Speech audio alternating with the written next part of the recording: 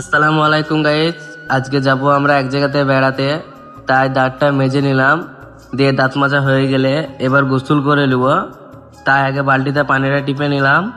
আর কি বলবো গাইস, কলের পানি যা ঠান্ডা, গায়ে ঢালতেই ভয় লাগছে। তাও কষ্ট মষ্ট করে গাটা ধুয়ে নিলাম। এবার গাটা পুছে নিব।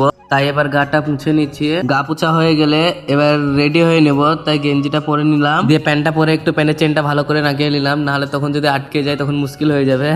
দিয়ে জামাটা পরে নিলাম। জামা প্যান্ট পরা হয়ে গেলে দিয়ে লাস্টে বুটটা পরে নিলাম। দিয়ে রেডি হয়ে বেরিয়ে পড়েছি এখন। দিয়ে টোটোতে করে এখন যাচ্ছি আমরা স্টেশন।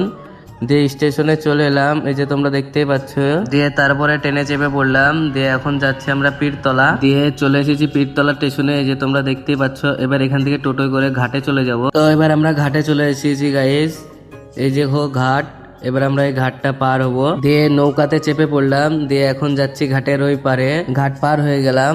দিয়ে এখান থেকে বাড়ি একটুই আছে, তাই আমরা এইটুকু হেঁটেই চলে যাব। 2 ঘন্টা আসার পরে ফাইনালি আমরা পৌঁছে গিয়েছি। এবার আমি একটু আরাম করে নেবো। আর তোমরা কি দেখছো? তোমরা ততক্ষণ সাবস্ক্রাইব করে দাও। আবার দেখা হচ্ছে পরের ভিডিওতে, ততক্ষণের জন্য আল্লাহ হাফেজ।